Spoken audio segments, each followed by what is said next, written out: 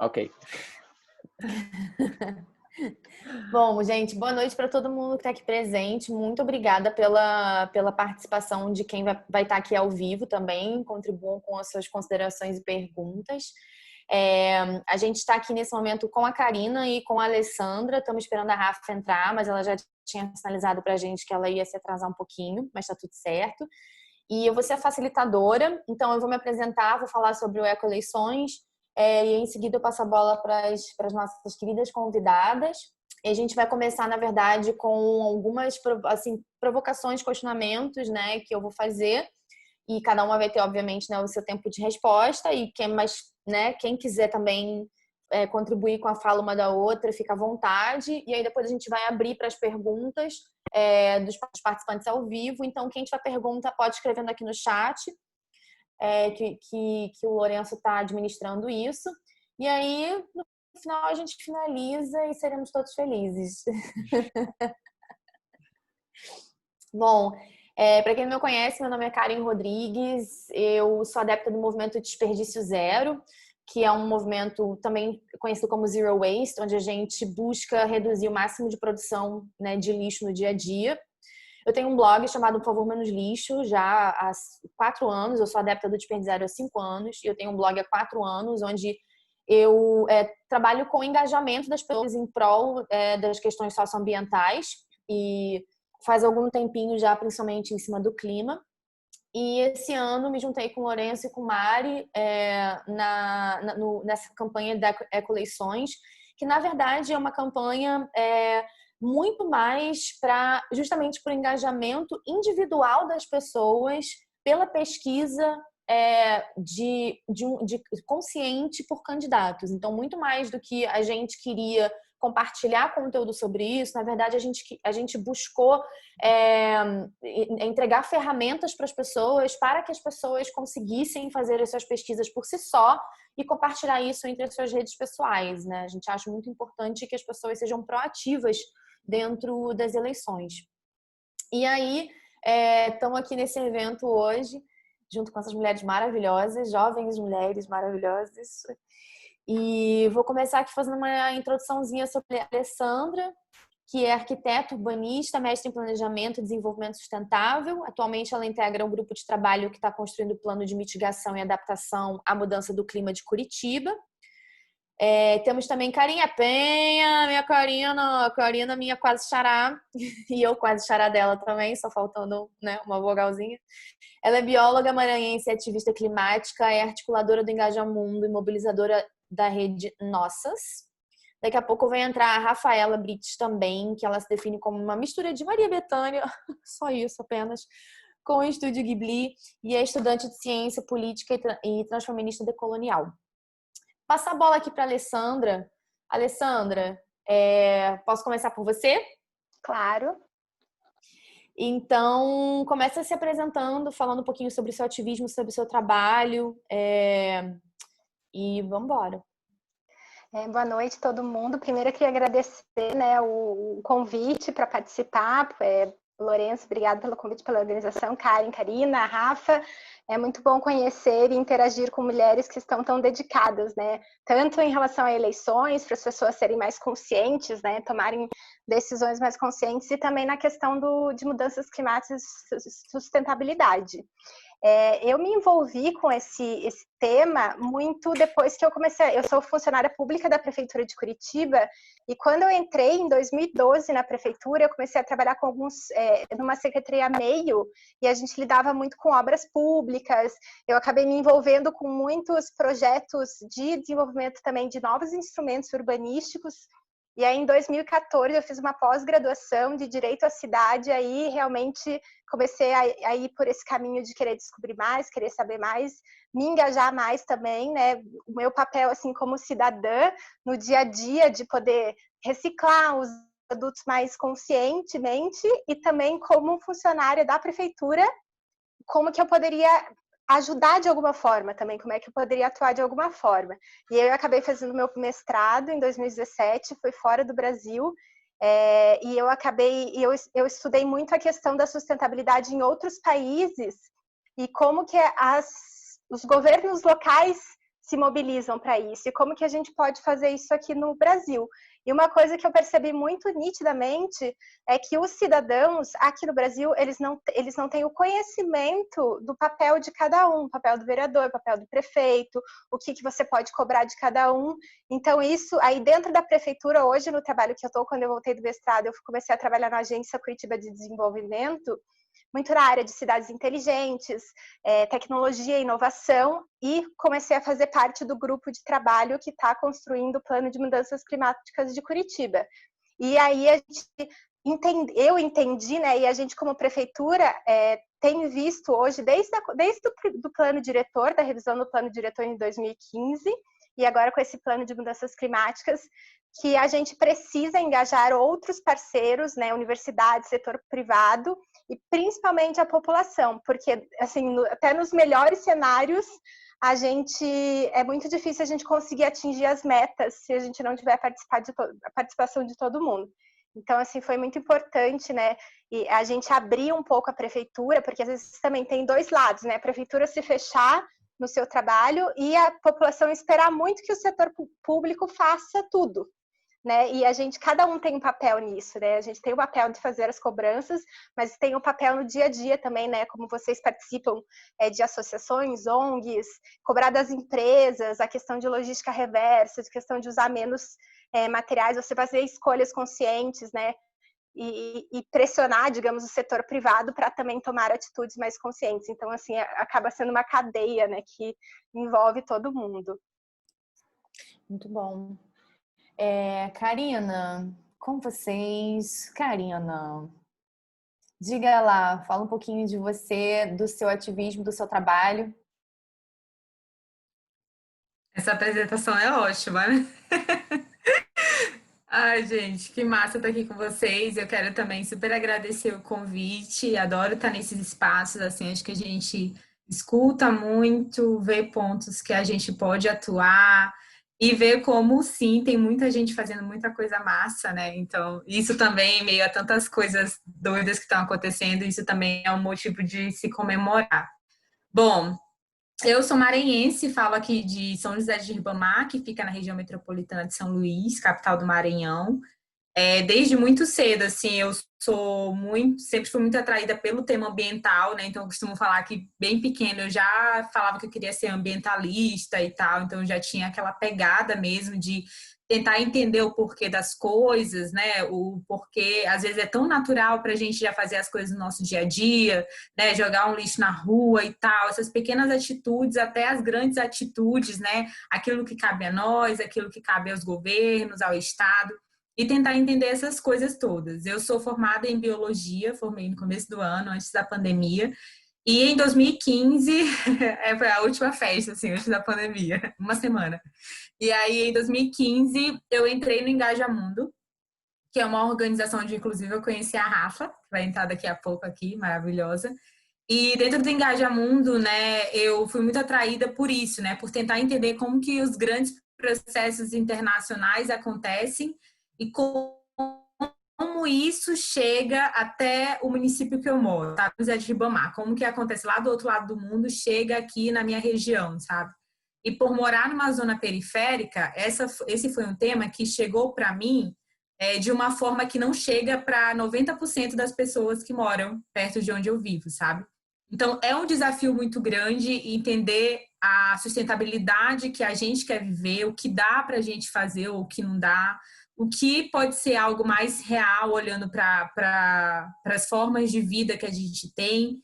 E eu acho que dentro disso, assim, desse envolvimento desde 2015 com isso, eu tive a oportunidade de acompanhar algumas conferências da ONU e eu acho que nesse tempo a gente entendeu que mais que nunca, antes de querer entender todos os processos e tratados, a gente precisa olhar muito para o nosso território, né? Então, olhar muito para os espaços que a gente vive.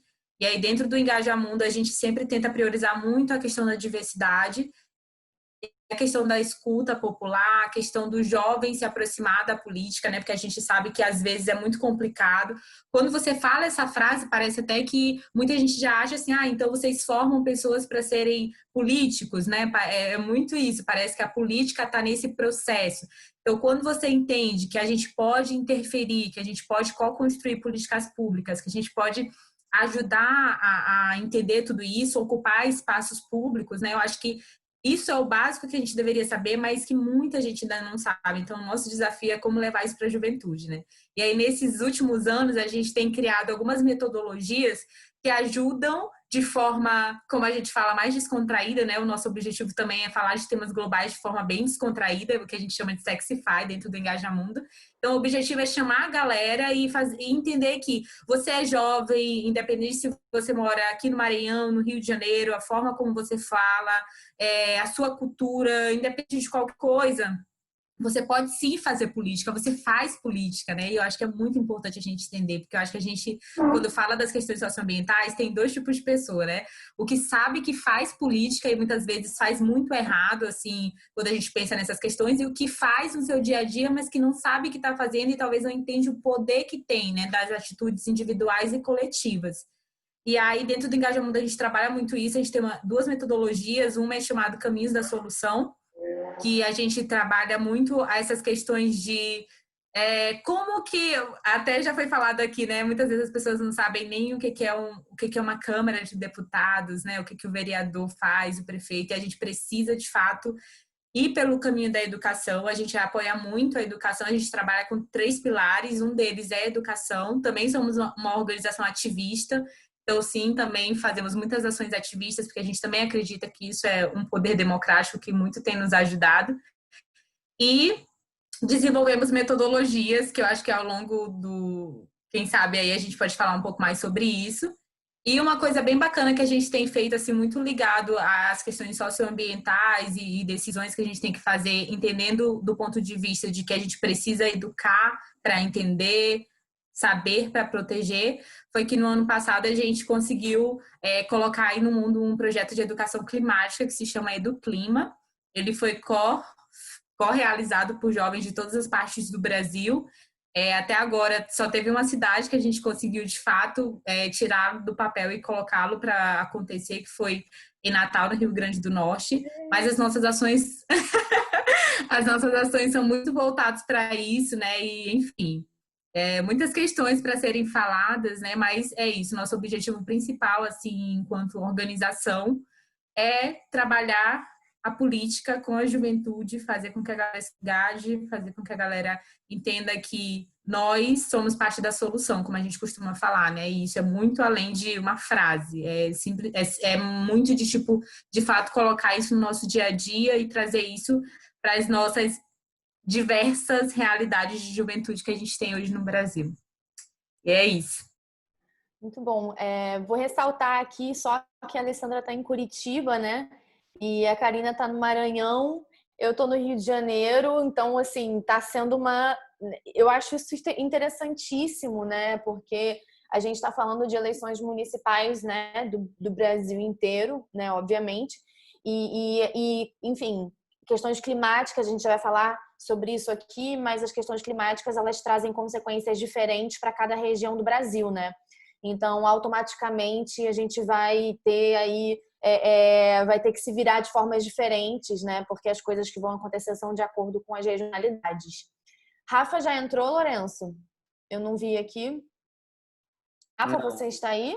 Rafaela não entrou ainda? Ainda não entrou. Bom, quando a Rafa entrar, a gente retoma com ela. Eu queria aproveitar esse assunto que eu trouxe aqui sobre as consequências, então, da crise climática e suas regionalidades para fazer uma pergunta para a Alessandra. Alessandra, vamos ver o que a Alessandra terá para dizer sobre isso. Brincadeira. Alessandra, olha só. Nós temos os conceitos de mitigação e adaptação dentro do contexto, né, da emergência climática. Então, será que você pode explicar um pouco sobre esses dois conceitos e contar para a gente como que a cidade de Curitiba está implementando ou se planejando para isso?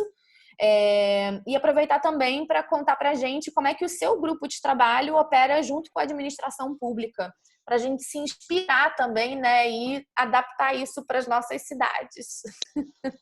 Certo. Então, assim, o conceito de mitigação e adaptação.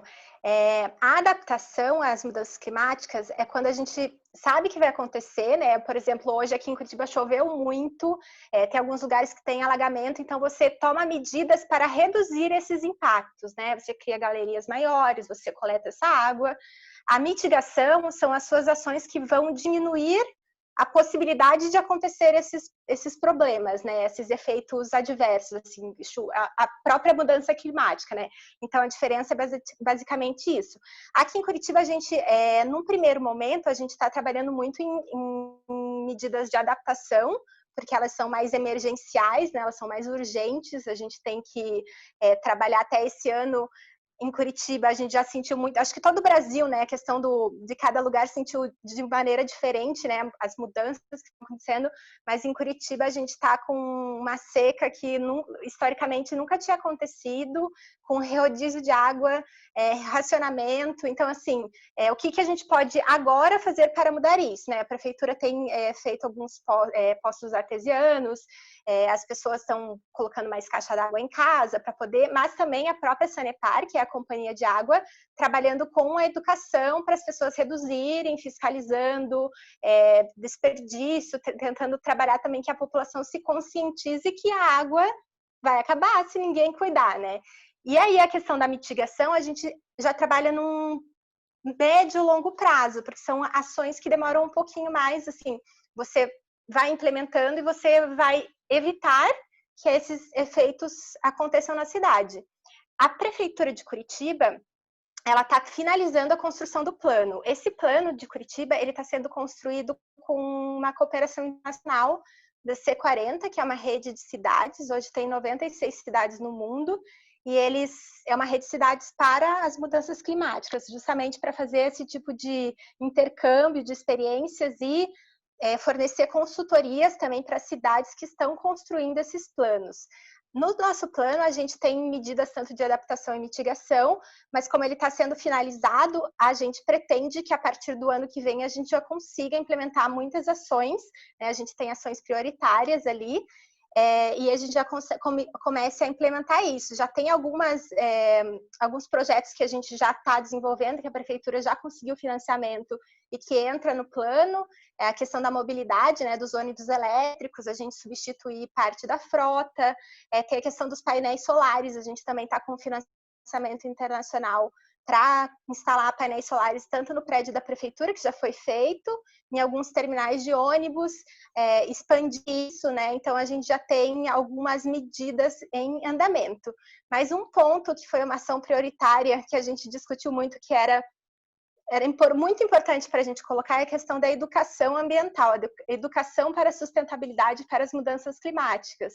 Porque não adianta nada a gente, como poder público, fazer ou as empresas trabalharem com logística reversa, economia circular, se as pessoas não se engajam nesse tipo de atitude, né? E até quando, acho que da outra vez que a gente conversou, Karen, eu contei a história, né, que é tão importante essa parte da educação ambiental e até trabalhar com crianças, com jovens, que eu me lembro da campanha de reciclagem de Curitiba, que era a Família Folha, eu tinha 9, 10 anos, então, assim, são coisas que marcam e foram coisas que me ensinaram a ter atitudes em relação a isso. Então, a gente vê que a educação ambiental ela é muito importante, ela é fundamental porque no nosso cenário, o nosso objetivo do plano é 2050 ser uma cidade de carbono zero. Para atingir isso, a gente tem que ter muito isso, assim, nas nossas projeções é o cenário mais disruptivo. Então, a gente pretende trabalhar nisso porque a gente realmente quer construir uma cidade de carbono zero. Muito bom. Obrigada, Alessandra. Eu vou... Rafaela, eu já tomei a liberdade de fazer uma breve introdução sobre você aqui, antes de você entrar, mas a palavra está com você agora. Por favor, fale um pouco do seu ativismo aqui. A gente está retomando a apresentação de Rafa, que entrou agora. Muito obrigada pela sua participação aqui. Faz uma introdução, por favor, sobre você, sobre o seu trabalho, sobre o seu ativismo, e aí depois a gente retoma as perguntas. Gente, perdão, atraso. Saí de uma Imagina. aula de transição democrática, assim, eu tô muito louca. Eu sou Rafaela, então tá meio escura a minha imagem, né? Eu sou Rafaela, faço graduação em ciência política, por isso o tema da aula, que tá rolando ainda, tá uma loucura, tá ótimo. Eu tenho 23 anos, falo de São Borja, no Rio Grande do Sul, na fronteira com a Argentina, é bastante longe. Estou inserida em alguns ativismos mais sociais que ambientais, mas ambientais também, né, seja por tabela, seja por princípio. Um desses espaços é o Engajamundo, de onde eu conheço a Karina, amor da minha vida, e outras pessoas incríveis também, né? E tem uma pauta climática super forte, mas eu venho de uma militância LGBT e feminista bastante forte que me formou inicialmente. Assim, né? Eu sou uma pessoa transvestigênero, como eu gosto de afirmar, bissexual também, e venho de uma trajetória de reconhecer, né, que os nossos corpos eles são muito diversos e esses corpos também são territórios, né? Então o meu lugar que eu vou tentar contribuir um pouco hoje é muito sobre como corpo e território acabam sendo instrumentos de controle. E aí, como repercussão desastrosa desse controle, a gente vive uma crise, né, multidimensionada, né, que pandemia só escrachou, mas que ela vinha se acumulando. Ambiental, evidentemente, mas também de humanidade, né? Vários episódios aí que parecem isolados, mas que na verdade eles refletem a crise de um modelo de sociedade, né? Já comecei a discursar. Então é assim, é isso faz parte de mim também. Obrigada, gente. Perdão o atraso e espero que a gente possa trocar bastante. Axé para nós. Isso aí. Rafa, você quer aproveitar que já está no embalo aqui do discurso que você comentou e você quer que eu separei uma pergunta para você aqui? Você quer que eu já faça para você ou eu falo com a Karina primeiro? Gente, o que vocês decidirem. Então, já vou aproveitar aqui o embalo para a Rafaela, porque já estamos aí, né, Karina? Daqui a pouco eu volto. Vocês veem que essa facilitação tá, sou super experiente, né? Vocês estão vendo aqui, eu, né, com as minhas piadinhas no meio, mas é porque eu também tenho um fundo atriz, porque eu sou formada em artes cênicas, trabalhei como atriz e produtora cultural por quase 10 anos. Então, e um dos meus sonhos é juntar o lixo com o teatro. Então, né, o meu movimento pelo lixo, pelo consumo consciente, um dia eu consigo. Rafa, já aproveitando aqui você, olha só, a gente sabe que o processo de colonização, né, no mundo tem, entre muitos aspectos, também origem no racismo, né? E eu gostaria de fazer um paralelo com o racismo ambiental e com a ainda relação colonizadora que acontece em cima dos recursos naturais e que acabam resultando também na atual emergência climática. Então, será que a gente consegue falar sobre isso? Como que esses processos colonizadores ainda se dão, não só para os recursos naturais, mas como também para os povos, né? E para os nossos corpos, como você mesma mencionou. Eu tenho quanto tempo? Só para eu não falar o infinito e além. Você tem 10 minutos, mas assim, a noite é uma criança, então você também fica à vontade. Amiga, não me fala isso, você vai se arrepender. Então, boa noite, gente, de novo. Espero que a gente possa fazer esse encontro presencialmente um dia, pós-apocalipse, né? E uma discussão que eu faço bastante é sobre o quanto a colonização é hoje. Ela nunca terminou. Ela se rearranja, ela ganha outros nomes, ela se mistura na gente, né, de maneira bastante dissimulada, mas ela ainda é hoje. Afinal, nós falamos português. Afinal, tem pessoas de pele branca neste território. Então, a colonização é hoje, dentre vários motivos. E eu gostaria de traçar duas linhas, entendendo que linhas são sempre imaginárias, né? A história não é uma linha, que fala sobre a formação do Brasil, de uma maneira geral, e aí a formação do Estado-nação e esse entendimento de Estado, né, de nação e de Estado, e por conseguinte de política, e trazer algumas noções ancestrais, assim, né, sobre alguns povos, que eu vou trazer de maneira super geral, e fazer isso também é violento, né, tratar de maneira geral, mas infelizmente eu não consigo aqui abrir tudo, afinal, senão vira um monólogo interminável, né? E é sempre interessante pensar, né, que os saberes que eu parto desse ponto. Os saberes que a gente acha serem universais, pode ser que em algum momento eu tenha que desligar a minha câmera, porque a minha internet ela não é favorável ao número de lives que está acontecendo neste país. Minha cidade não foi pensada para isso, mas eu estarei aqui. É muito importante que a gente posicione o conhecimento entendido como universal e rediscuta o conhecimento entendido como folclórico, específico, mitológico.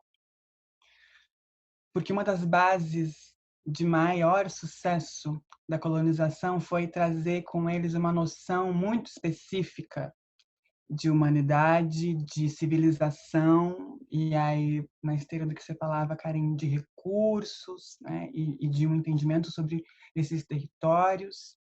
A minha cidade surgiu há mais ou menos 300 anos, com base nas missões jesuíticas. E as missões jesuíticas eram o quê? Os cristãos virem salvar as almas dos selvagens. Então, estamos aí 300 anos salvando almas, né? Só que não. Depois tem mais o encontro dos espanhóis com os portugueses, as tretas, assim, a minha região tem bastante treta, como a América Latina inteira, né?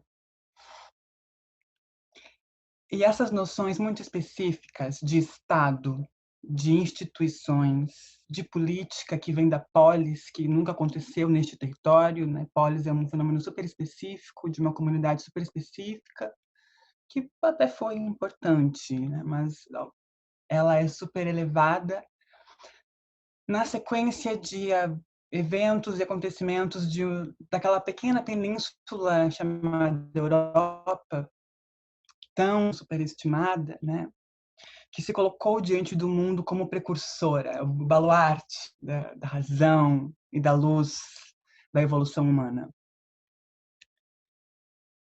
Com base em vários processos, né, inclusive de ensaios coloniais dentro do próprio continente, quando a gente pensa ali vários sistemas de escravização e territorialização de pessoas e territórios, né,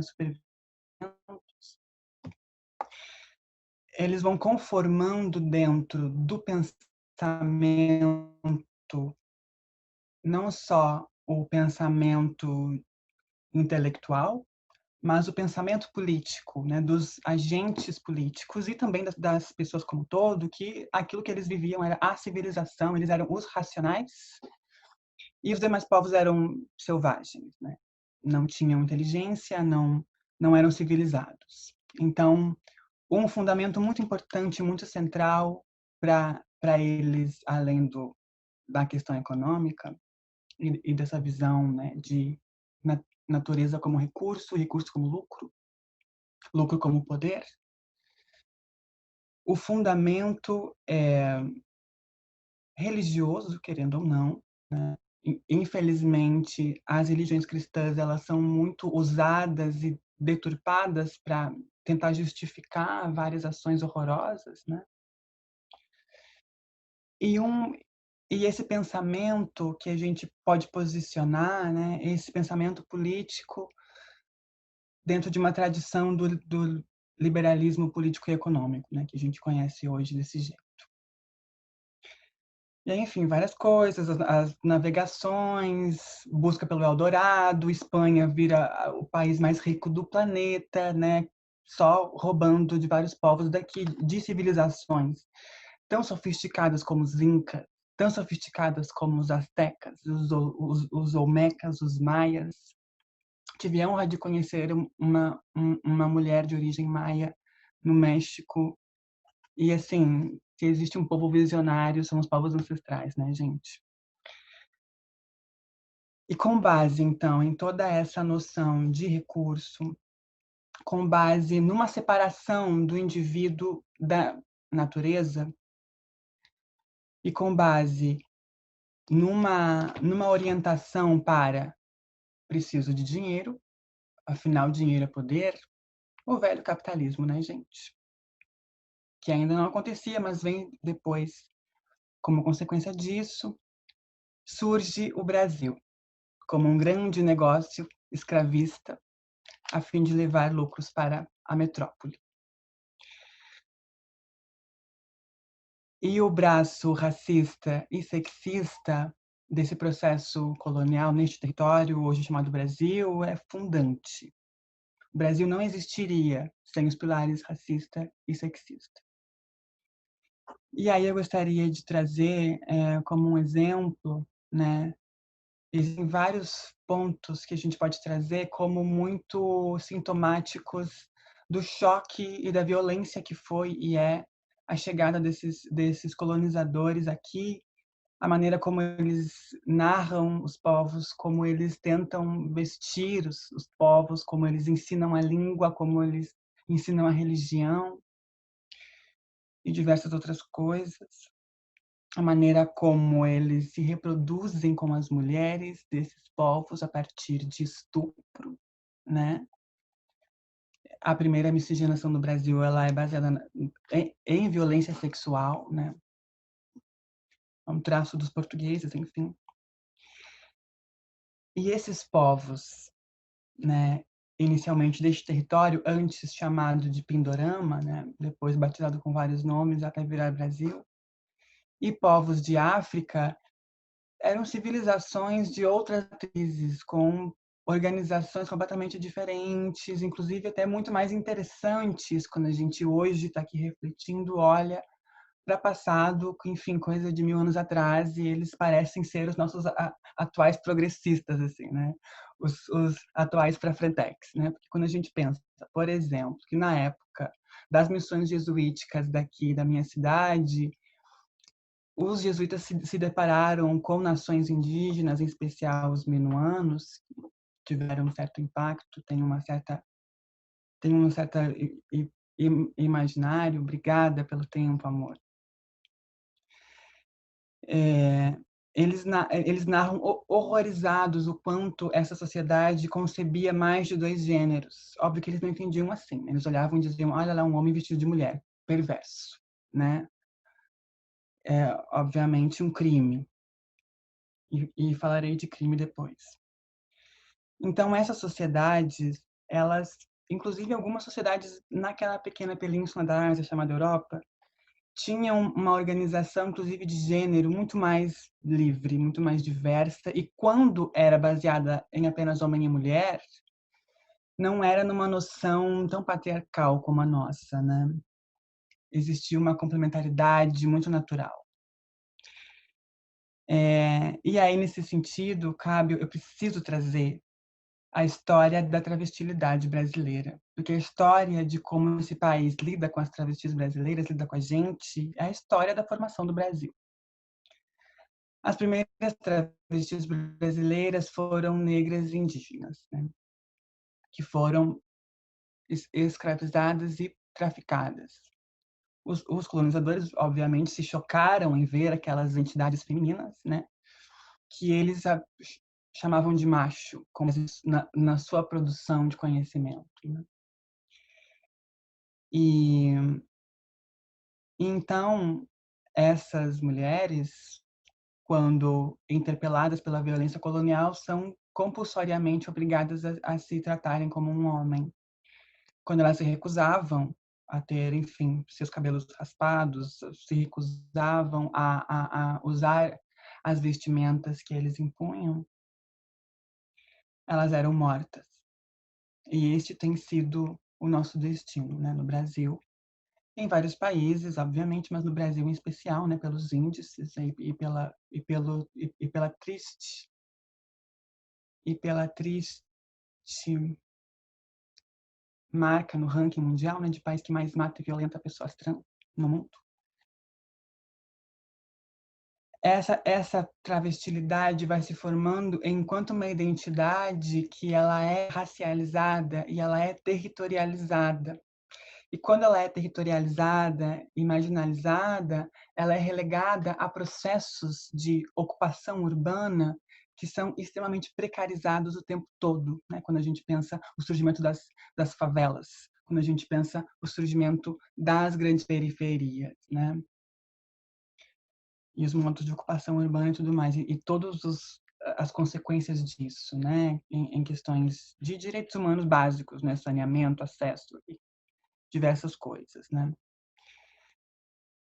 Então, a travestilidade se coloca nessa intersecção entre os braços da violência colonial e são identidades e corpos que vivenciam todo o impacto ambiental dessas ações, porque vivem nos espaços, né, de maior abandono do Estado, de maior, né, onde o lixo é jogado, né, aonde, enfim, as poluições são jogadas, né?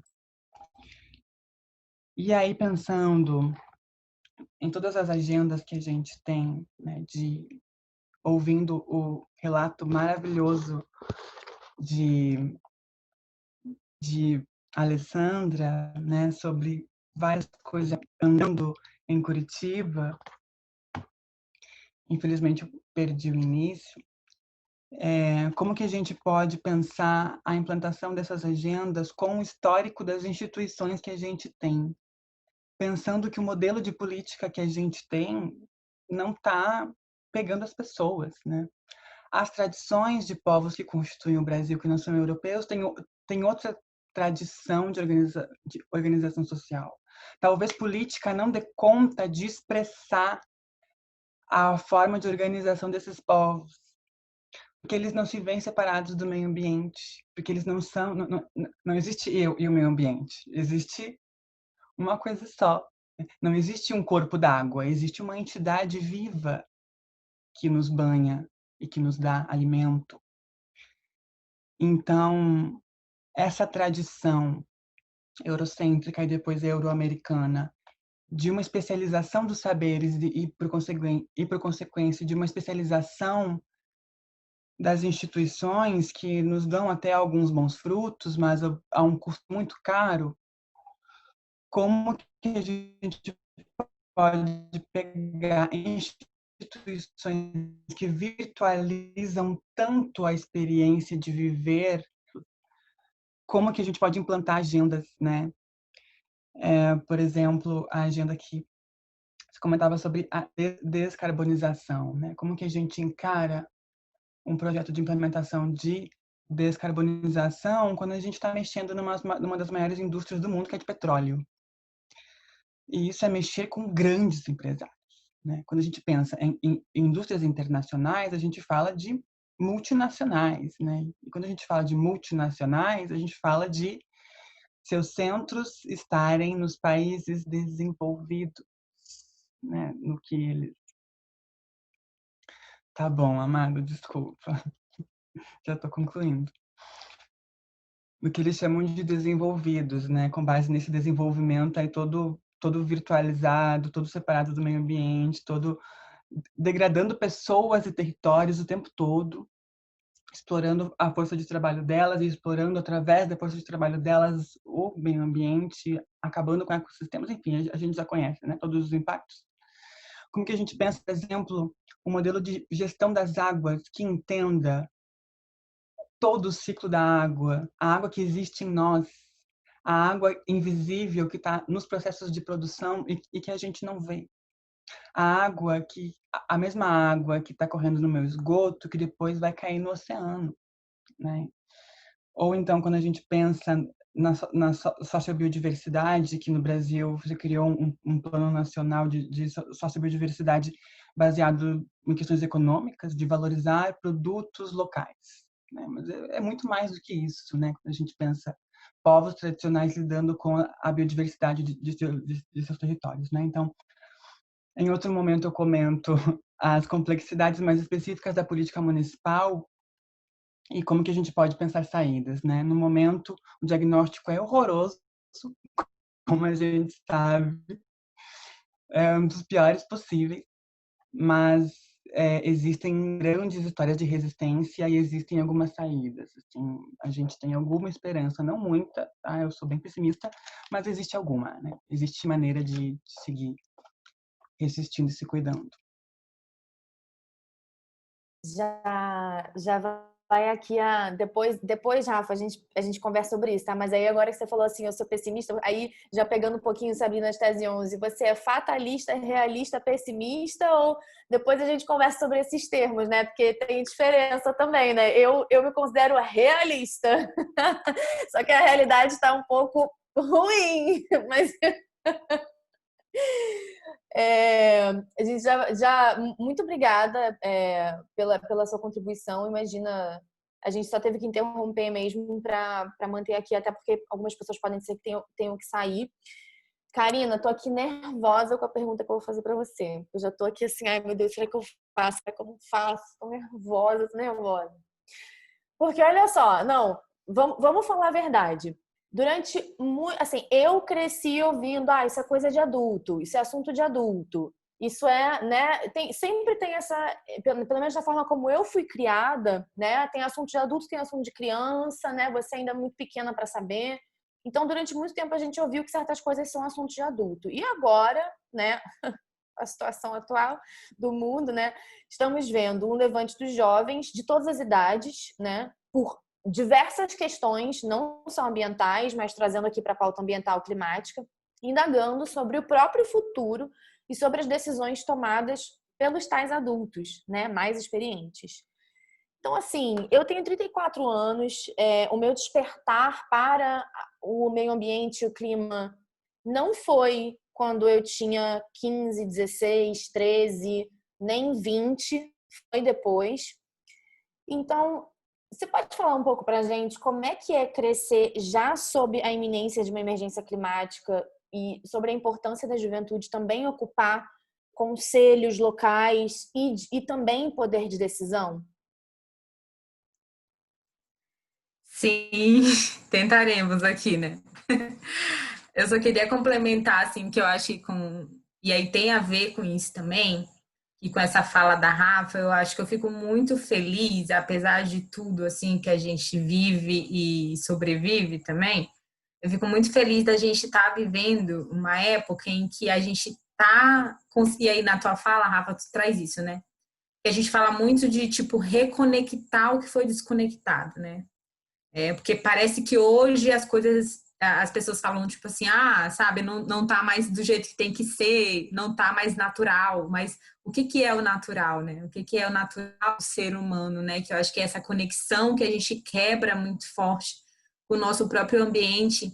E eu fico muito feliz ou animada de ver hoje todas as discussões sendo pautadas no contexto socioambiental, no momento em que não dá mais para a gente aceitar falar sobre questões ambientais sem falar de todas as questões sociais, né? De trazer pessoas para de fato falarem sobre isso, sobre as suas vivências, as suas realidades, porque senão a gente vai continuar criando um monte de coisa que não vão ser aplicadas, não vão ter efetividade nenhuma. E o tempo está correndo, né? E os relógios estão correndo aí e a gente já ficou muito para trás, já teve muita coisa que outras gerações deveriam ter feito e não fizeram, né? E aí, falando nisso, Karen, eu gosto muito assim de uma frase que foi o Obama que falou, que é realista, né? Nós somos a primeira geração a ver os impactos das mudanças climáticas e a que pode fazer alguma coisa aí para ver como é que a gente soluciona e aí às vezes eu acho que existe essa carga muito grande assim em cima da juventude aí também porque a juventude se põe de frente disso, né? Então, como eu trouxe isso para ti, eu sempre gostei muito de falar sobre isso, mas eu me lembro, assim, na escola a gente começa a falar sobre aquecimento global, efeito estufa, camada de ozônio. E de repente a gente, né, tipo, aquilo que já estava ali falando, mas que alguém estava tentando amenizar, a gente chega a esse espaço de emergência climática e de ter que começar a falar sobre justiça climática, que eu acho que é o nosso maior desafio, especialmente quando a gente quer pensar em coisas efetivas e que de fato sejam válidas, assim, né? E aí trazer todo mundo para esse debate, como que a gente faz isso, né? Como que, tipo, a gente faz com que essa geração que tá nascendo agora, a nossa geração, né? Somos todos jovens aqui, sim. Como que a gente que está aqui, né? E aí essa questão de geração é muito louca, porque eu acho que enquanto você está aqui, você faz parte dessa geração e tem uma responsabilidade, né?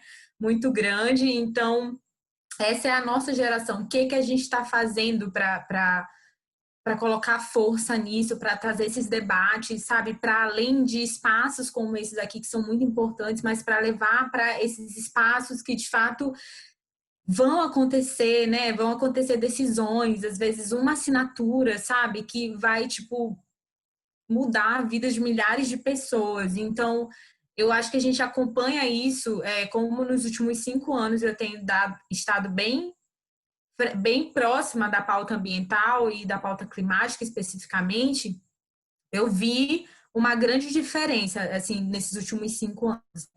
E eu acho que o momento em que, de fato, a gente entende que a gente ambientalista, né, nem todo mundo entende que a gente está vivendo, de fato, uma emergência climática, você vê movimentos como esses em que a juventude e crianças também tomam para si isso, né? Então, como o próprio movimento de greves pelo clima, que a gente viu nascer aqui no Brasil, também fez parte disso.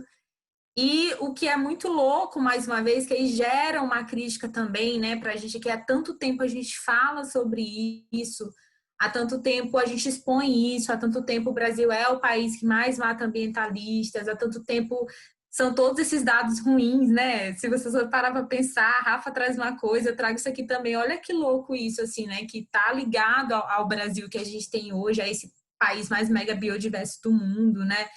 Então, nasce isso, tipo, alguém lá na Europa, uma menina tem que se levantar para falar sobre esse assunto, e aí todo mundo de repente escuta, mas não escuta muito, né? E aí começa, eu acho que 2 desafios que a gente tem muito grande.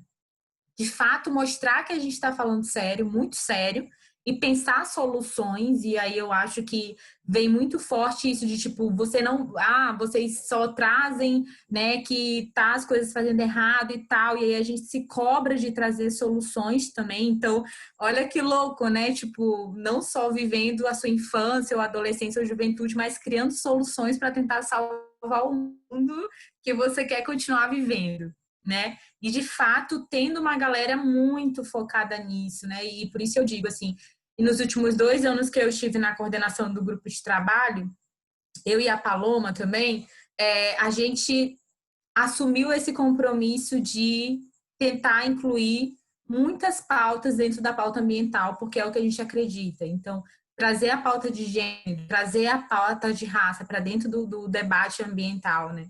E com isso, nem sempre foi fácil, como não é ainda hoje, né? A gente chega em muitos espaços, eu chego em muitos espaços aqui no Brasil e lá fora, ambientalistas, e muitas vezes, né, eu olho e não tem de fato pessoas que estão sendo mais diretamente afetadas, aquelas pessoas que vivem naqueles territórios que estão sendo mais afetadas pelas mudanças climáticas.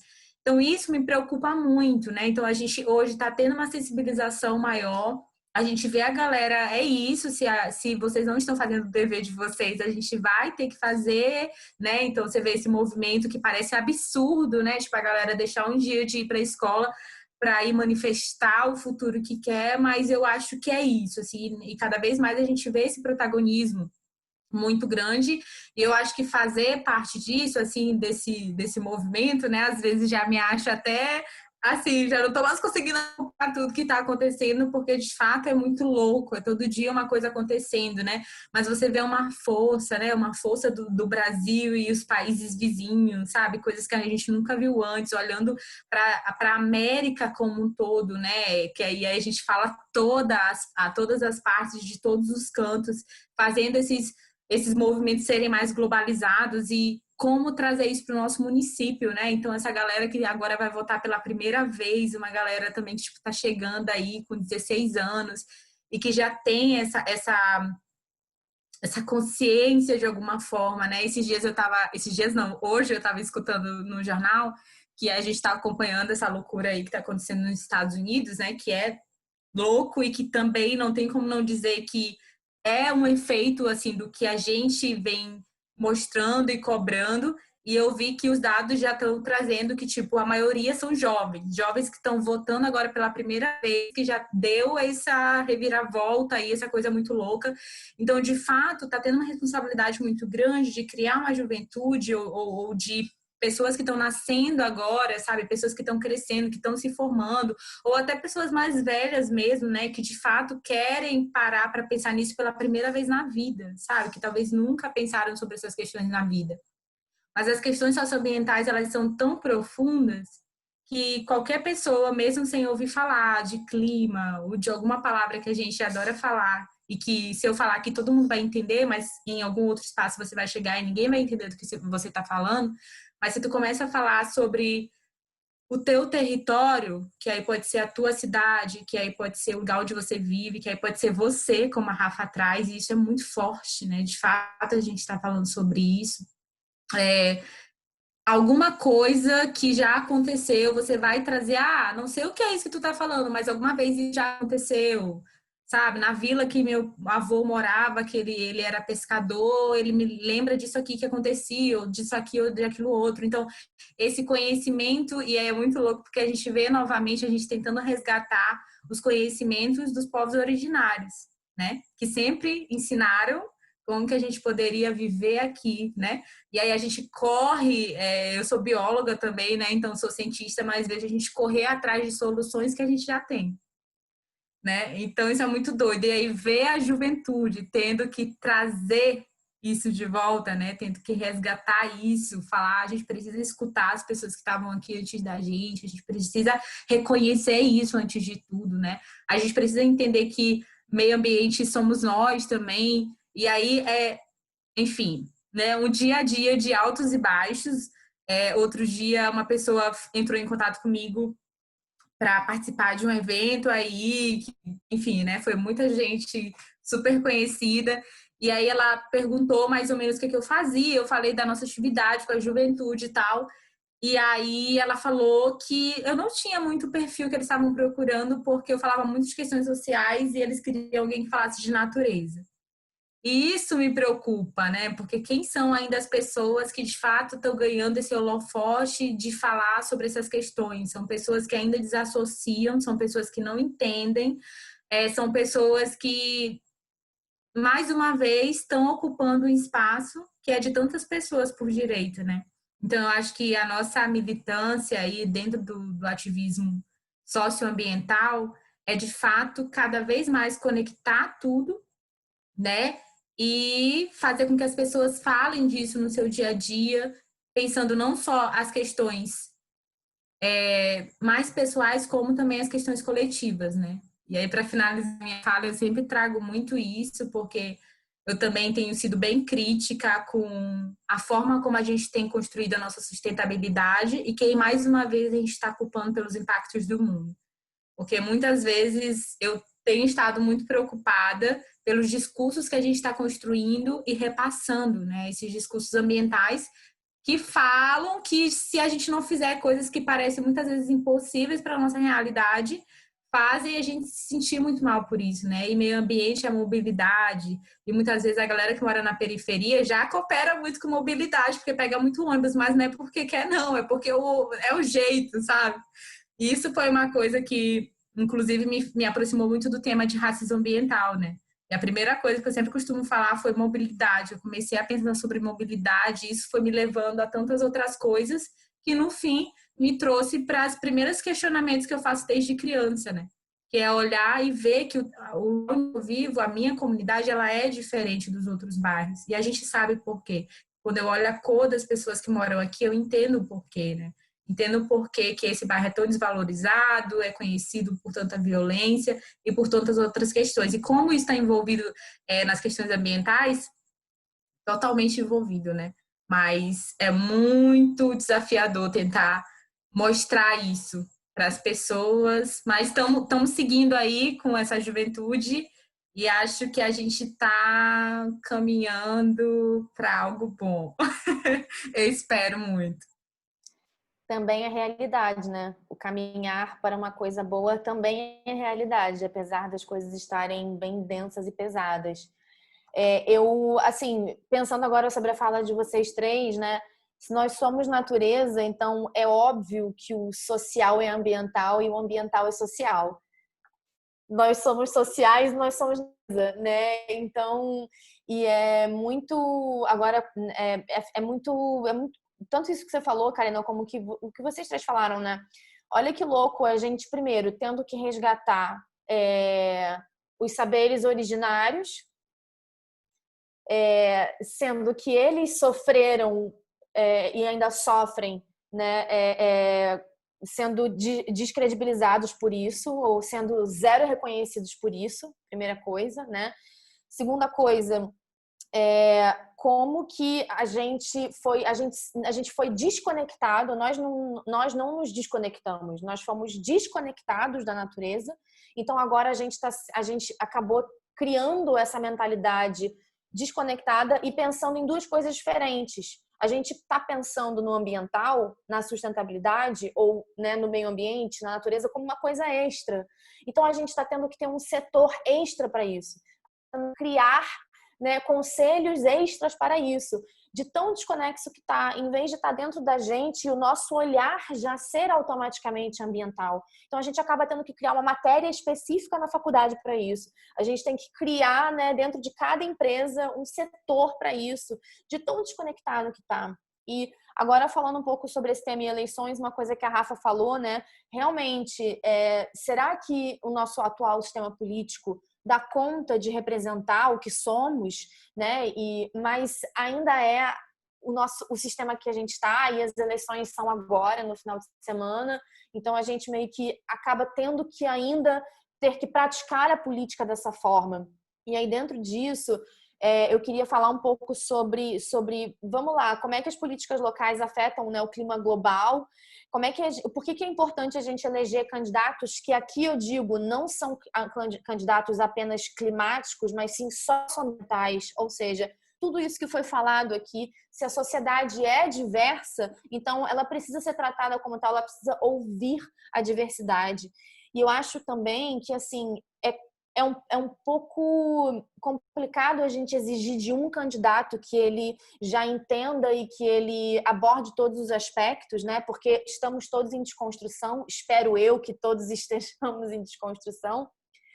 Mas, na minha opinião, o mais importante de tudo é um candidato que se mostre aberto a ouvir, a ouvir o lugar de fala, a ser humilde com as pessoas, a ponto de falar, eu não sei tudo e a minha visão de mundo não é a única visão de mundo que existe, a minha realidade não é a única que existe, então eu preciso ouvir as outras realidades, eu preciso levá-las em consideração, porque a política é feita para todos, né? Então chega de excluir. Então, para mim, um candidato socioambiental é um que, mesmo que ele esteja muito ligado ao social e ele não entenda ainda tudo sobre clima e sobre um olhar colonizador, uma atitude colonizadora, é que ele fale assim, tá bom, então deixa eu juntar um conselho, deixa eu juntar um grupo de pessoas que possam também me aconselhar e que eu possa me abrir para essas questões, né? Eu penso muito assim, principalmente agora nessas eleições e nas próximas futuras, para todos os cargos políticos que a gente tem dentro desse modelo atual ainda, né?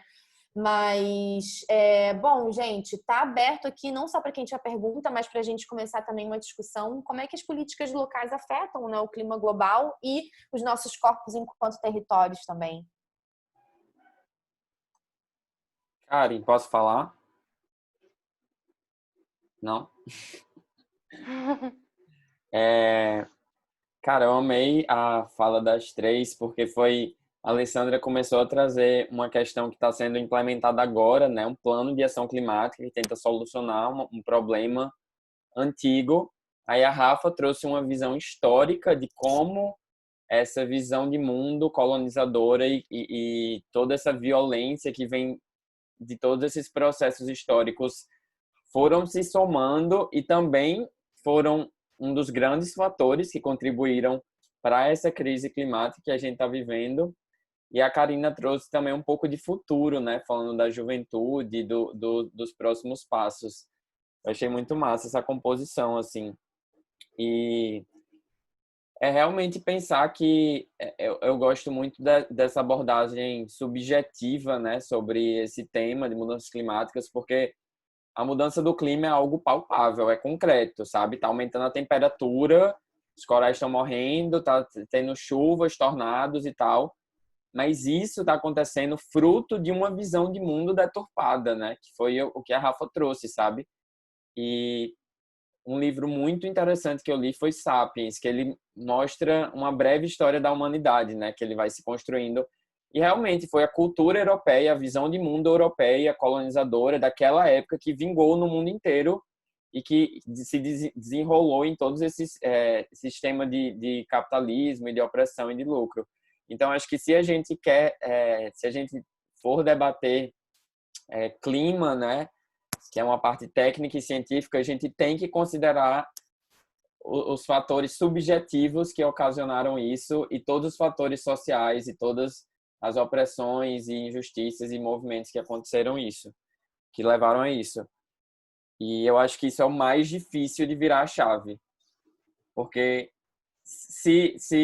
eu acho que se a gente virar essa chave, tudo se torna mais fácil, né? Não é apenas uma coisa técnica, a gente tem que fazer isso, descarbonizar. A educação, eu concordo com a Alessandra também, é um dos fatores principais nesse processo. E a criação de novas narrativas e o resgate de narrativas passadas. E aí, eu acho que, trazendo para o campo da política, assim, na nossa sociedade impera muito uma visão de consumidor, né? A gente, tipo, tudo a gente pode comprar. Então, a gente não tem que... Tudo é pautado pelo dinheiro.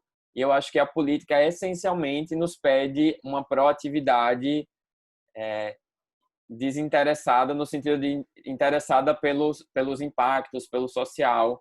E eu acho que é essa visão de cidadania que a gente tem que retomar e que ainda é um desafio para muitas pessoas, assim. Eu, particularmente, estou sendo voluntário de uma campanha coletivas e, cara, estou descobrindo tanta coisa sobre o próprio processo eleitoral e político que eu completamente desconhecia e fazendo enquetes no meu Instagram.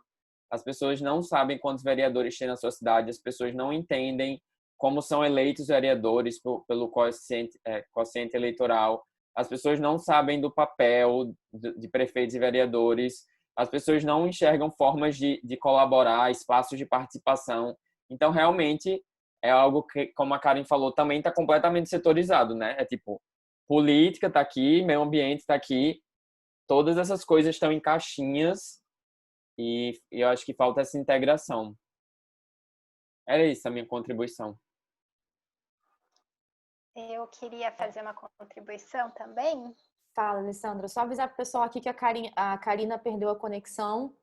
Então, qualquer coisa ela volta, mas senão a gente continua aqui. Tá bom. Nossa, é muito bom essas visões, essa discussão, assim, cada uma trazendo um pouquinho da própria experiência e de como tem vivido e lidado com isso, né? E a questão social, quando a gente construiu o plano, teve muito dessa discussão também, que é um dos itens quando você faz o diagnóstico, que é até uma exigência do C40, né?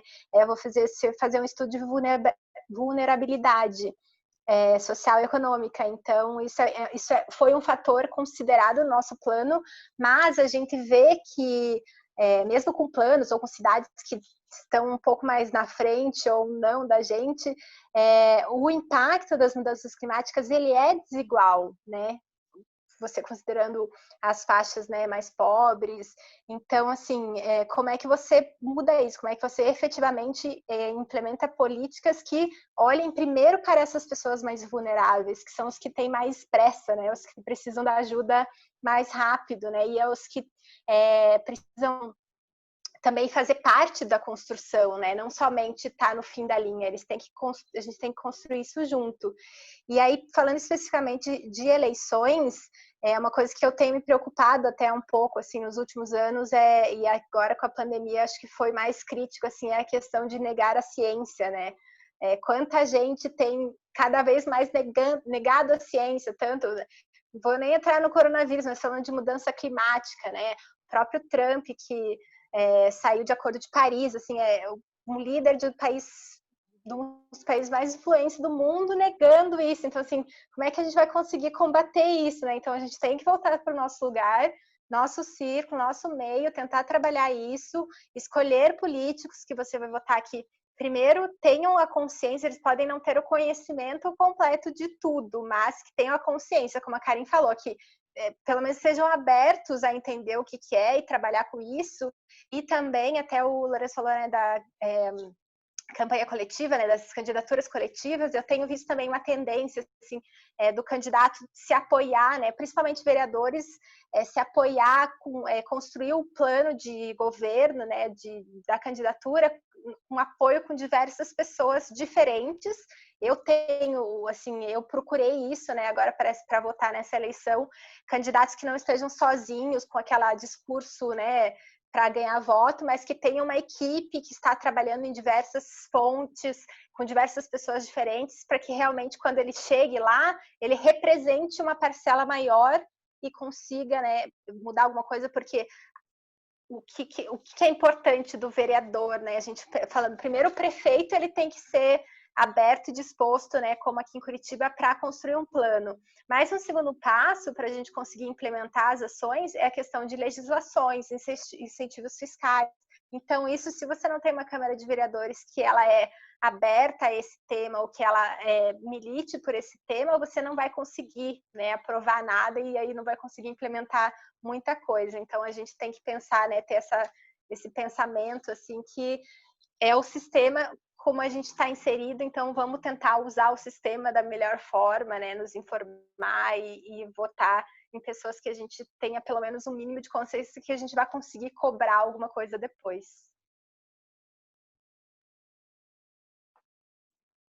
Obrigada, Alessandra.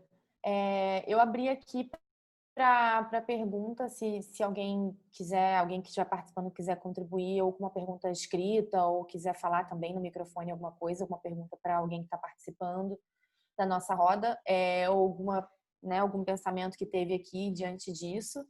E trago mais uma vez aqui o questionamento, né, que é justamente a pauta principal disso tudo que a gente falou, né, a gente consegue falar sobre políticas locais, né? Nós funcionamos de forma local, né? Apesar de que somos um globo, né, global, nós funcionamos de forma local. Então, como é que as políticas locais afetam o clima global? Pensando também nos territórios, nos corpos, nas ancestralidades, enfim, nas pessoas mais vulneráveis, né? E como é que a gente consegue caminhar, porque nesse momento no Brasil também estamos estagnados, né? Então, assim, estamos caminhando, mas vocês entenderam. Fora Bolsonaro. Rafa, Karina, vocês gostariam de fazer alguma contribuição a mais, falar alguma coisa a mais ou fazer alguma pergunta também? Oi, gente. Eu caí um pouco, então perdi um pouco das falas. Mas, assim, um pouquinho do que a Karen falou antes da Alessandra falar e um finalzinho, assim, do que a Alessandra falou, eu estava lembrando que eu estava esses dias dando uma olhada, né, nos planos de governo, porque aí tem São Luís, que é a capital, e aqui é São José de Ribamar, né, é outro município. E aí eu estava olhando tudo isso e, de fato, uma coisa que a gente ainda não vê em todos os planos de governo é a palavra propriamente dita, né? Mudanças climáticas, né? Ou transição energética, né? Pequenos municípios assim, a gente de fato ainda não vê isso. Mas uma coisa que eu estava vendo, assim, e que aí me deu uma certa animada, era que alguns trazem no plano de igualdade racial, ou alguns se preocupam em falar sobre isso, outros trazem num plano direcionado à juventude, de fazer com que a juventude esteja mais presente nos conselhos. Isso me animou, né? A gente vê um pouco disso, assim, disso sendo pensado, porque de fato tem a ver com um pouco do que a gente está falando. E essa questão, assim, de como que esse clima global, né, é influenciado e vice-versa, é isso, né? As mudanças, as políticas públicas, elas são materializadas nas cidades. Então, tudo que é decidido em qualquer lugar do mundo vai acontecer em alguma cidade do mundo, né? Em algum lugar. Então, é até importante, e é muito importante, né, que esteja todo mundo dialogando de alguma forma, né? Todos os governos nacionais, subnacionais, mas a gente tem um desafio muito grande que é o não diálogo, né, nesse momento aqui no Brasil. Então, por isso a gente vê muitos governos estaduais, municipais, se levantando para, de fato, tentar assumir esses compromissos aí do Brasil, né, para a gente tentar fazer isso. E uma coisa que a gente tem visto muito e que eu vi muito na conferência do ano passado, que, poxa, foi muito legal, foi ver muitos prefeitos acompanhando de perto isso, né? Eu lembro que tinha uma prefeita, eu falei numa sala e tinha uma prefeita aqui do interior do Maranhão, uma mulher negra, e aí ela veio falar comigo, ficou super feliz e que ela estava querendo entender mais sobre. E eu fiquei feliz com aquilo, né? Porque eu acho que é isso, democratizar esse debate, entender como que a gente está falando nisso, né? Eu tenho umas amigas que aqui está tendo também várias ações coletivas para candidaturas coletivas, então a gente vê isso, né? A gente vê vários coletivos trazendo pautas sociais que não necessariamente falam acerca de mudanças climáticas, né? Não é uma pauta que elas trazem assim, mas combatendo as injustiças sociais, com certeza a gente está falando de questões socioambientais e também a gente está falando, né, desses efeitos das mudanças climáticas e de como que a gente ameniza, mitiga, se adapta a tudo que está acontecendo. Então, há um tempo atrás a gente fez uma campanha que se chamava Cidade dos Sonhos. E aqui em São Luís a gente foi bem atuante nessa campanha em que, de fato, a gente ia para a rua escutar as pessoas. Então, qual é a sua cidade dos sonhos, né? Porque eu acho que sempre quando a gente pensa sobre isso, todo mundo tem alguma coisa para falar, né? Então, tipo, além de um problema, o que seria incrível, assim, que tu acha de ter no teu município, sabe? Que te fizesse, de fato, viver a tua cidade, porque eu acho que direito à cidade também é uma coisa que a gente começa a debater cada vez mais forte, né?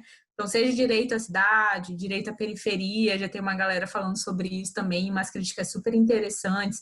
Então, a gente começa a falar mais sobre isso, de fato, quem vive a cidade, né? Porque tem a pessoa que vive a cidade e tem a pessoa que simplesmente transita 3 horas no ônibus, né, de um lugar para outro. Ela não vive, né? E aí ela chega lá na casa dela, que muitas vezes é um barraco para 10 pessoas, né? E aí traz novamente esse conceito de racismo ambiental, que é além do ser a pessoa, mas até o lugar onde ela vive, né? Então, a gente traz muito isso também, né? Que deve ser pensado. Para quem que a gente está pensando na cidade, né? Se aquele é o lugar que a pessoa vive, e esses dias eu estava numa roda super interessante que a gente estava trazendo isso, uma pessoa citou a própria Marielle Franco, né? Que ela falava que, pô, a periferia tem tudo que você precisa para viver, entendeu? Mas todas as questões sociais que estão inclusas naquele território fazem com que ele seja, né, o que infelizmente a gente observa hoje para a maioria das pessoas, seja de fora de quem vive lá dentro também, né? E a gente vê as coisas mais loucas acontecerem, uma pessoa dentro de casa morrer, uma criança brincando dentro de casa, né? E aí, quando a gente fala sobre arborização e tal, e você vai olha para o plano, né, diretor das cidades, olha para os lugares que são arborizados dentro da cidade, né? Olha para o acesso a um parque. Quem tem acesso a um parque, né? Parece louco a gente falar que tem acesso a uma árvore. Gente, uma árvore, sabe, pode livrar uma criança de insolação, de um problema pulmonar terrível, sabe? E quem que tem acesso a isso, né? Então a gente começa a pensar mais do que nunca sobre tudo isso. E quando a gente fez, foi uma experiência bem legal, porque quando a gente fez essa campanha, a gente trouxe um monte de insumo, que eu sou apaixonada por escuta popular, eu acho que todo candidato tinha que fazer isso. E aí eu estava analisando os planos de governo e só teve um, assim, no meu município que de fato fez uma escuta popular, foi para a rua escutar as pessoas, né? Porque eu acho que é isso, né?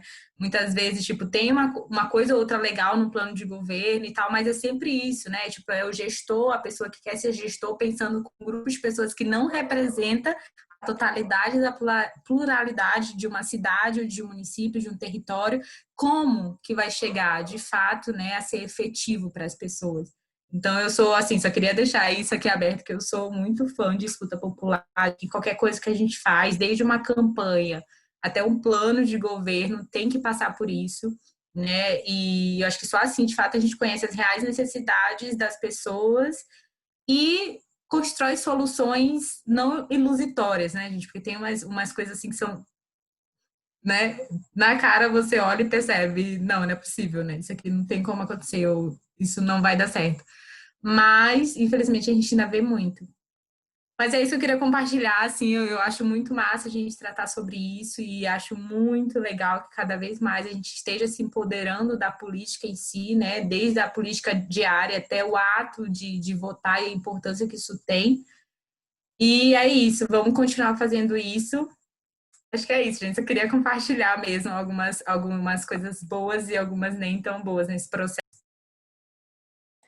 Com certeza. Vou ler já aqui só uma pergunta que a Alice fez aqui pra gente no chat. A gente queria trazer um babado, uma fofoca, uma fofoquinha, né? Porque senão quem seria eu sem uma fofoca?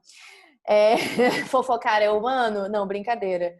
Mas é porque eu conheço uma pessoa que se candidatou, né, ao cargo de vereadora e ela, quando essa pessoa estava buscando um partido, né, para se afiliar, essa pessoa ela analisou também vários partidos e uma das questões que um dos partidos, que é um partido socialista, que é bem conhecido, inclusive eu vou dizer, porque eu vou falar sobre isso justamente, né, foi o PSOL, que eles aconselharam a pessoa a não usar o termo crise climática.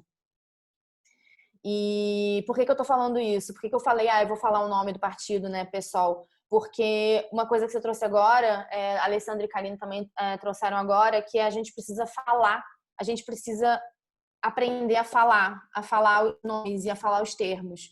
E eu fui num evento dentro da USP, no ano passado, com nada mais, nada menos quanto a diretora do 5º IPCC e do o painel intergovernamental para a crise climática, para mudanças climáticas, e com os participantes brasileiros, os cientistas brasileiros que fizeram contribuições. E apesar de que todos falavam a pecuária contribui para a emissão de gases de efeito estufa, nenhum deles falou agronegócio, nenhum deles falou indústria da carne, e só teve um dos cientistas que falou, pela primeira vez estamos tendo que repensar a nossa dieta em prol do clima. Mas mesmo assim, as palavras não foram ditas, os nomes não foram falados, né? E eles têm dados, assim. Se vocês são os cientistas que estão dizendo que a pecuária é justamente o que prejudica, por que não se fala agronegócio? Por que não se fala da carne no Brasil? Enfim, nos Estados Unidos, por que a gente não fala sobre isso? Eu acho muito importante a gente começar a ter coragem de falar as coisas como elas são e exigir respeito nas nossas opiniões. A gente não precisa ter a mesma opinião, mas a gente precisa respeitar as opiniões. Então, você pode ser a favor do agronegócio e eu ser contra, mas a gente precisa saber dialogar e a gente precisa poder falar as nossas opiniões sem ser agredido, nem verbalmente e muito menos fisicamente. Então, é muito importante que a gente fale crise climática, emergência climática, sim, existe, não dá para negar, então, se você negar, por favor, que não seja eleito. E a Alice fez aqui uma consideração. Acho necessário votarmos de forma consciente, pensando no público e no que é favorável para todos. Mas como fazer quando vemos que os vereadores, prefeitos, etc., não estão cumprindo com o que prometem? Eu sinto que eles são inatingíveis nesse sentido, independente de ser um candidato que eu escolhi ou outro. E aí teve aqui, né, o Lourenço respondeu em cima. Eu concordo com essa fala, só que ao mesmo tempo eu vejo dentro ainda desse modelo político que a gente tem, que, enfim, apesar de ser certo ou não, ainda é o nosso modelo, eu vejo uma renovação política nessas eleições, ou pelo menos a tentativa a partir de novos candidatos que são socioambientais e que se colocam muito mais dentro da transparência e justamente da escuta e de se colocar, né, no lugar de acesso. Mas eu concordo que até agora não foi a experiência que a gente teve em grande parte do Brasil. Oi, gente, boa noite. Posso fazer uma... Claro. Desculpa. Eu queria só complementar. Eu vou ter que desconectar, gente. O papo tá muito bom. Mas eu tenho umas outras coisinhas para terminar ainda hoje. Só em relação a isso, realmente, da cobrança é muito difícil a gente, né? Como é que eu chego? Como é que eu cobro? Tem algumas formas, assim, da gente pensar em participar das consultas públicas que existem, tanto na Câmara de Vereadores quanto na prefeitura. Eu acho que é importante. E é importante a gente, assim, não cobrar sozinho, sabe? A gente tentar achar alguns grupos que se identificam com essa problemática e tentar, de alguma forma, cobrar coletivamente, sabe? Porque sozinho realmente é muito difícil. Mas aí, pensando, né, nessa renovação, a questão hoje, eu acho que quando você dá visibilidade a essa cobrança, até as redes sociais são muito boas para isso. Os candidatos tendem a ficar com um pouquinho de medo, assim, talvez se der muito burburinho, pode ser que eu não me reeleja, entendeu? Então, assim, até pelo medo de não se reeleger, pode ser que faça algum efeito. É meio errado pensar assim, mas no primeiro momento, infelizmente, é o barulho que dá para ser feito, né? Para ver se a gente consegue mudar alguma coisa. Eu queria agradecer de novo pelo convite, participar aqui pela discussão. Eu não vou conseguir ficar mais. Acho que a gente tem papo para horas ainda. Podemos marcar outras, né? Acho que vai ser legal, de repente, outras contribuições, outros lugares do país, né? Um grupo bem nisso. Agradecer. Obrigada, gente. Boa noite. Obrigada, boa votação Alessandra. domingo. Valeu, Muito Alessandra. obrigada, Muito tá? Boa obrigada noite. por participar e compartilhar um pouco da sua Tchau. experiência. Obrigada, Alessandra. Obrigada. Lorena, você tem uma pergunta ou algum comentário? Sim, boa noite, gente. Eu acho que complementa um pouco o que a Alice trouxe também, que a Alessandra... Eu concordo com você, Karen, que eu vejo também um cenário mais renovado, né, nessas eleições, mas, ao mesmo tempo, por exemplo, eu me sinto muito sem opção, porque eu moro aqui no Rio, mas eu voto ainda na cidade, que eu me mudei há pouco tempo, né? Eu voto ainda em Belfort Roxo, então eu fico muito em questão do meio ambiente. Eu parei, né? Eu até tenho usado muito os posts da Ecoeleições e tudo para me ajudar nessa pesquisa também, as dicas do Lourenço e tudo, e tenho pesquisado mais e parado para analisar planos, e é a coisa que a Karina falou também, tipo, você bota Ctrl F no plano e digita clima e aí vem 0 resultados.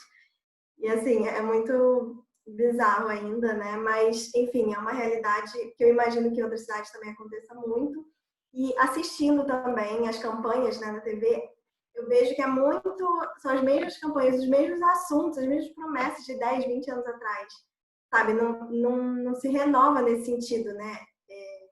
E às vezes eu me sinto meio sem opção, assim, e eu sinto que falta também um interesse, né? E de fato é uma questão que às vezes eu acho que quem não está muito por dentro e entendendo mesmo essa emergência tem até medo de entrar nisso, sabe?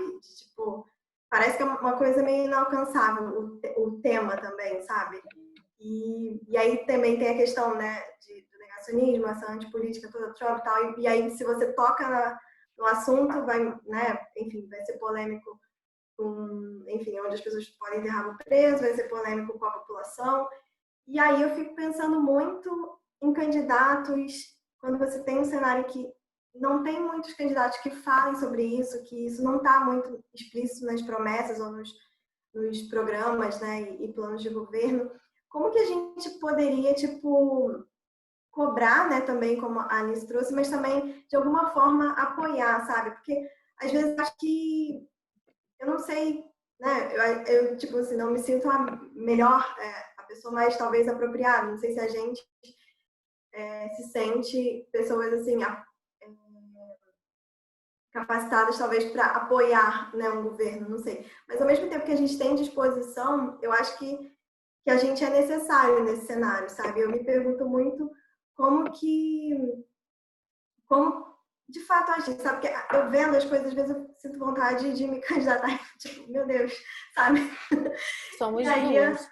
né?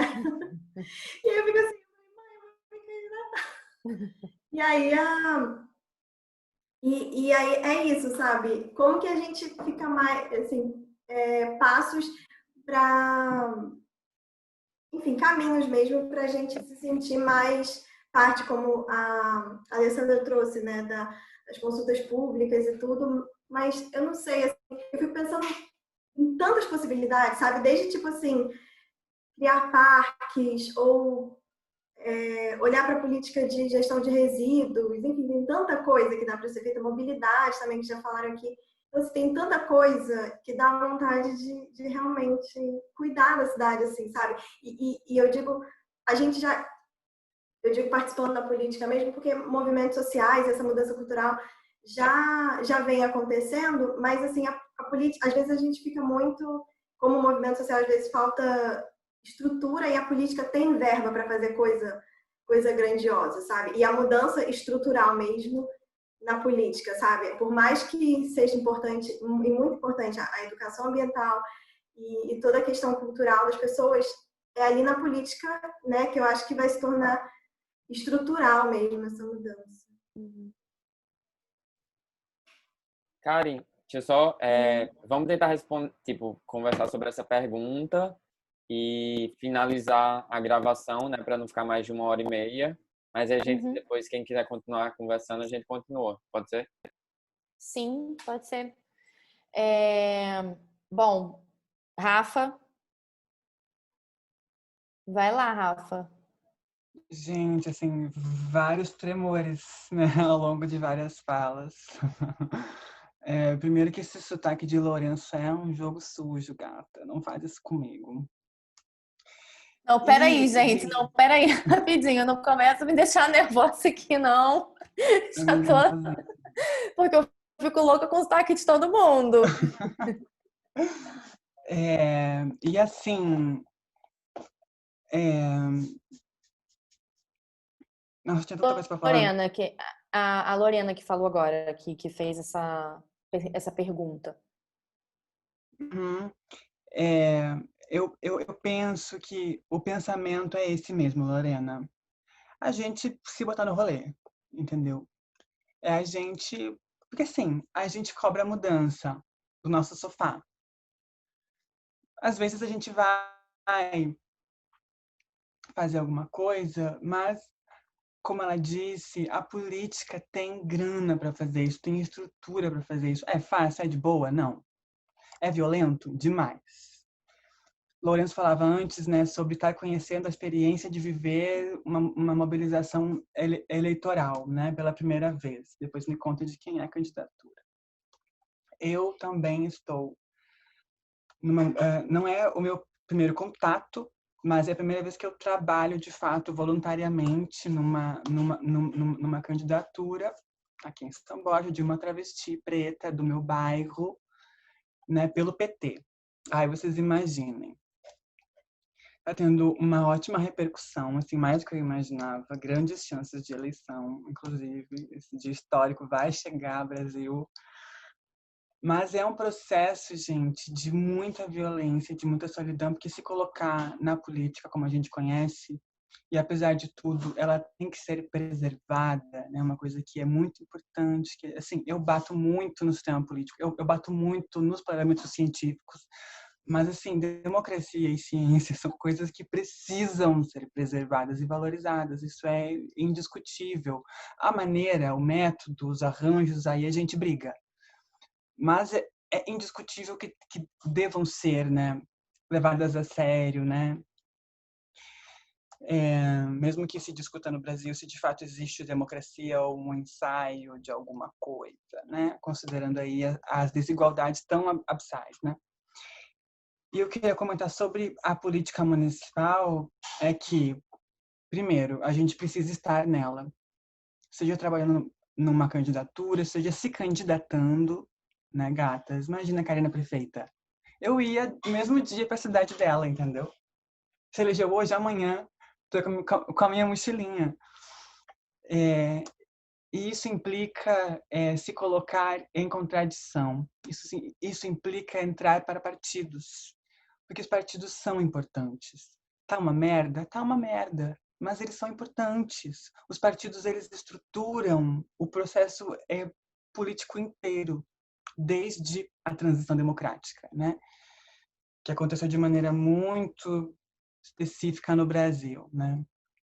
O que complica é que o Brasil tem uma das maiores fragmentações partidárias do planeta, né? São 33 partidos. E alguns partidos com um nome que não faz jus ao partido. Por exemplo, Partido Progressista. O que tem de progressista? Só o nome. Os partidos mais conservadores do Brasil. Sabe? E com péssimas práticas, muita podridão jorrando de dentro, né? E, ao mesmo tempo, nas esquerdas, a gente tem um grande problema. Já que estamos fazendo baculejo, né, dando nome aos bois, eu venho de uma trajetória de militâncias cheia de tretas, cheia de ranços e cheia de rachas. Para variar, a esquerda, né, é puro racha. Por quê, gente? Comecei a militar num movimento aí de juventude socialista. Eu tô dando um discurso de trans não binária, não sei o quê, fora binários de gênero, essas coisas todas. E muito, no anseio de me entender, como eu comentei, a minha primeira escola formativa foram os estudos de gênero, foi teoria feminista, sabe? Foi Butler da vida, essas coisas, né? Adoro Michel Foucault também, um Derrida. Então, assim, o que eles chamam de pós-modernos. E aí eu comecei a entrar, ter mais contato com a militância, né? E os marxismos se mostraram super fechados a isso. Assim. Aí eu virei a pós-moderna. Saí. Aí comecei a ter contato com as discussões ambientais, climáticas, não sei o quê. E aí isso que você trazia, Karim, não falavam o nome dos problemas. Se recusavam a pensar o social, se recusavam a entender que existe um processo de racialização e de generificação das coisas, que é inevitável, né? Karina trouxe isso também sobre a dificuldade de trazer gênero e raça para clima, né? E é bizarro ter que trazer, né? É bizarro ter que dizer, ei, gente, vocês não estão percebendo que tá aqui, né? Tá no nosso cotidiano mesmo, né? Porque a política, ela é cotidiana, né? E apesar de tudo, né? Existem aí várias maneiras de se pensar a incidência política, de se pensar a atuação política mesmo. E o que a gente pode pensar, assim, né? Como sugestão, assim, mas penso que, por um lado, não quero me candidatar, não sinto que consigo, porque de fato é violento, é difícil, né? Quem vive uma eleição sabe que é um mundo à parte, assim, o nível de burocracia, gente, vocês não estão entendendo o nível de burocracia. Vocês acham que conhecem burocracia, vocês não conhecem burocracia. A legislação eleitoral é uma das coisas mais bizarras que já existiram no país, graças a um movimento reacionário do judiciário, gente. Depois da eleição do Lula, eles começaram a atravancar todo o processo eleitoral e hoje campanha quase não existe mais, né? Antes a campanha era muito maior. Hoje, se tu vai piscar, tem que saber se pode, né? E então, se eu não quero me candidatar, como é que eu posso trabalhar no processo de incidência política, né? Os movimentos sociais, essas organizações já têm mais ou menos um acúmulo sobre isso, né? Mesmo aí em algumas tradições também um pouco de agradar quem está ouvindo para conseguir um pouquinho da pauta, né? E não chegar batendo e dizer, ei, tá uma grande merda isso aqui, né? Arruma. Então, tem essas duas posturas, que eu não acho uma certa ou outra errada, eu acho que elas têm momentos, né? Tem momentos de chegar no peito, tudo bem, ele é bolsonarista, ele é horroroso, mas chega um momento que ele está gerindo a tua cidade, que ele tem que ouvir as tuas demandas, né? Então, se tu consegue uma reunião para dizer, olha só, tá vendo o Rio? ele tá podre. Você precisa fazer alguma coisa, né? E tem momento que não, megafone na porta da prefeitura, fogo em pneus, e é isso, né? E tem momentos, de um outro lado, que é disputar as estruturas do Estado. E disputar as estruturas do Estado tem dois caminhos. Uma é a eleição, né? Se candidata, aí pode, estamos falando do nível municipal, beijo, Karina. Estamos falando aqui no âmbito municipal, mas isso vale também para todos os outros âmbitos. Seja por via concurso público. Concurso público também é uma forma de ocupar o Estado. E se existe, né, se a gente ainda pode dizer que temos instituições no Brasil, né, que não foi tudo por água abaixo, é graças ao funcionalismo público que mais ou menos mantém as coisas funcionando, já que temos um desgoverno, né, criando caos e não sei o que lá, as instituições com seus funcionários conseguem manter minimamente. É bom? Não é. Mas está sobrevivendo. E essas duas estratégias, elas são muito difíceis. A eleição é a mais difícil, mas o concurso também. Por quê? Porque a gente passa a ser parte do poder público, parte do governo. E isso nos cobra coisas muito caras, nos cobra posicionamentos, como eu falei, nos coloca em contradição, porque o sistema foi feito para isso, né? Para colocar a gente em contradição e eles ficam blindados, né? Então, existe certa blindagem nesses candidatos, em especial os de carreira, que estão há muito tempo, mas a vantagem da política municipal é que eles estão perto de ti, tudo bem. Uma cidade enorme, pode ser um pouco distante, mas a minha cidade, por exemplo, tem menos de 80 mil habitantes. Eu vou a pé até a Câmara, tudo bem. Para as pessoas daqui é horrível de longe, tipo 20 minutos caminhando, eu acho bem perto. Mas a galera daqui fica horrorizada. Muito longe, interior, né, gente? Dá um desconto. Eu posso ir a pé até a Câmara, bater na porta de um vereador. Eu posso ir a pé até a prefeitura. Eu cruzo por ele na rua, né? Então, assim, não é Brasília, né? Não é a minha capital. Assim, daqui até Porto Alegre são 9 horas de busão. E eu enjoo horrores no busão. Vou, se precisar. Já fui. Mas é muito mais difícil incidir na política estadual e mais ainda Brasília. Eu nunca pisei em Brasília. Agora, a política municipal, facilidade de tu acessar os tomadores de decisão, porém ela tem uma complexidade maior que são os vínculos diretos das pessoas com essas pessoas. Então, muitas vezes, pessoas muito queridas, próximas tuas, vão tomar posições muito em função dos vínculos. Eu tô apoiando tal candidato porque ele é meu amigo, porque eu conheço ele é bom. O partido é horroroso, mas assim, ele é legal, não sei o quê.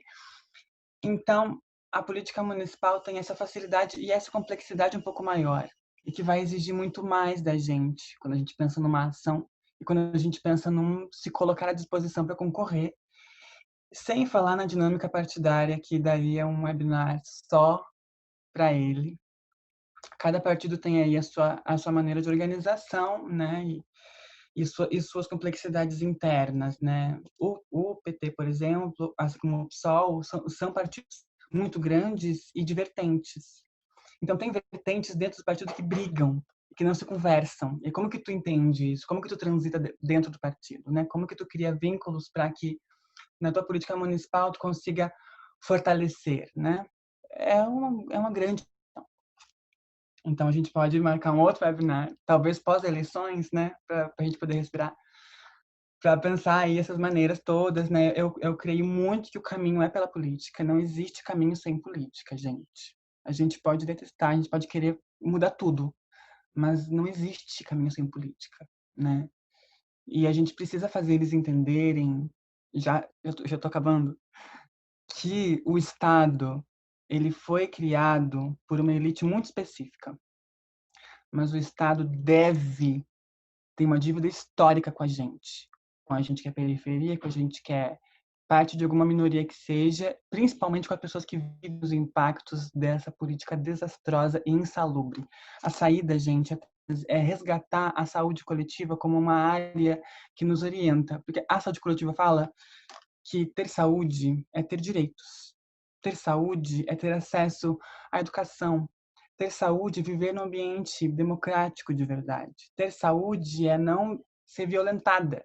E se for violentada, bem tratada. Ter saúde é viver num ambiente que não seja insalubre, que tenha saneamento, que tenha estrutura para ter uma habitação decente, que tu consiga sobreviver.